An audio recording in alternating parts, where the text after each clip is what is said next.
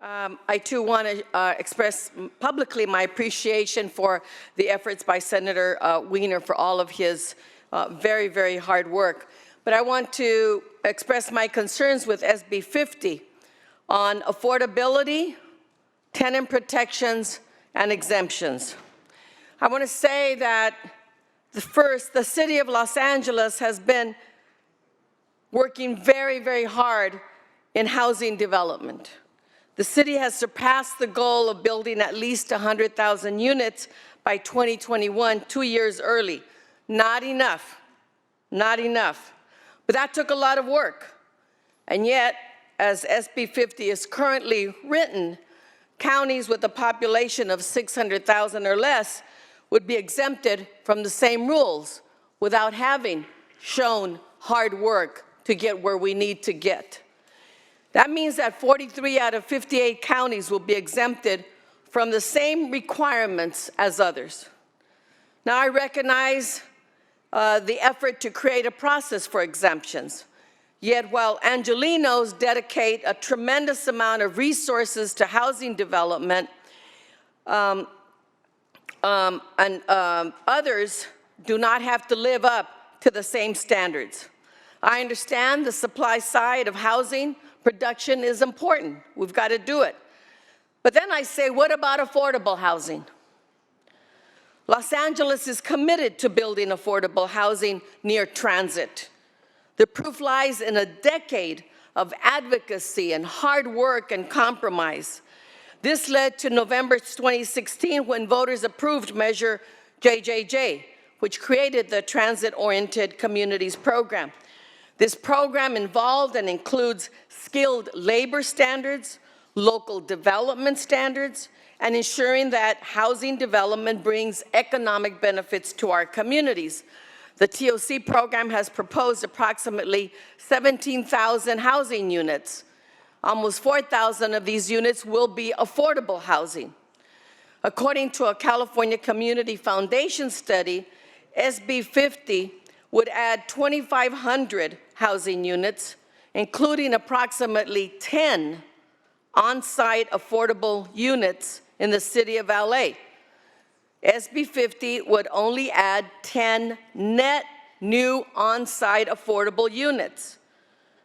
We also approved a $1.2 billion bond for supportive housing and housing for homeless. SB 50 will disrupt our decade-long process of building affordable housing near transit in LA. Tenant protections are a top priority for me, and I know for many of you. 77% of residents in my district are renters, the highest percentage of any district in the state. Last year, I proposed SB 529, which would have protected and strengthened tenant associations and required evictions for just cause for evictions.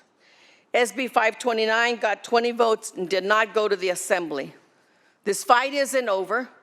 Along several of my colleagues, we are determined to continue advocating for real tenant protections. And there are important distinctions between anti-demolition protections and tenant protections.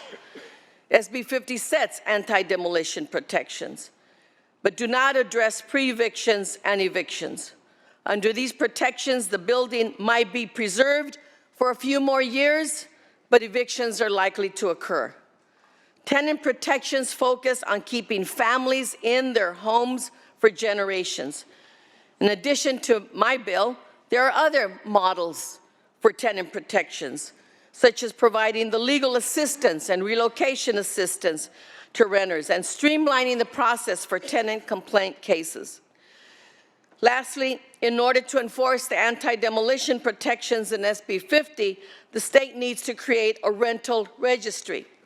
Last year, Assemblymember Wicks introduced AB 724, which would do just that. This bill was held in committee. So, except for Assemblymember Chu's bill, all tenant protection bills failed last year. Strong tenant protections are essential to addressing the housing crisis we're all talking about. It is my hope that we all work harder to share the responsibility of building affordable housing and protecting tenants. To me, we are not close in this bill. I vote many times for bills that need improvements, but the three fundamental flaws I have talked about have not been resolved. And if this bill is not the answer to the housing crisis, then let's not pretend we are addressing all of the issues. Let's call it what it is. It's a market housing production bill. Thank you.